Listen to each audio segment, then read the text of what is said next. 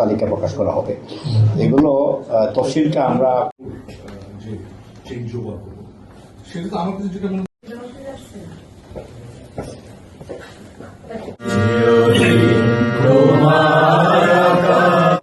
চালিয়ে গেছে, কারণ তারা ওইটার বেনিফিটটা দিচ্ছে না। ওটা তো হলে হবে না, একটা নরমালিটি আছে তো। ওনার হাজবেন্ড কিন্তু তখনই রিজাইন করেছেন পাকিস্তান হাই কমিশন। এবং এই ঠান্ডার মধ্যে আপনারা এসেছেন, আপনাদেরকে অনেক। তাহলে এই যে আমরা কেন সৃষ্টি হয়েছিল সেটি আলোচনার বিষয়। মানে আমরা পাকিস্তানি রয়ে গেল 1 মাসের জন্য আমি আমার ভাইয়ের সাথে আরো দুই তিনজন কাছে থাকতাম, 25 মাস দেখেছি। মানে বৈঠক থাকছে এরকম হয়ে গেছে যে বক্তৃতা দেওয়ার একটা সুযোগ দেওয়া। এই টপিকটাই আমাদেরকে ভাবায় সবাইকে।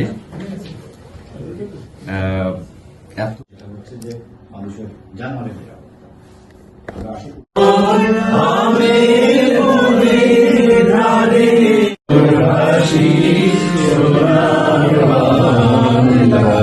গ্রহণযোগ্য স্টেটমেন্ট আমি বলতে পারি, কিন্তু আমাদের সততার আপনার ওইটাও শুনবো, বাট আপনার স্টোরিটাও সবাই শুনতে চায়।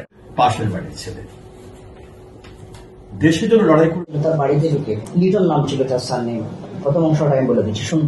যথেষ্ট আমাদের মিশে দিয়েছে, চিঠিগুলো পড়লে বাড়িঘর জ্বালিয়ে দিয়েছে, নানার বাড়িতে আশ্রয় নিল। এগুলো নিয়ে আলোচনা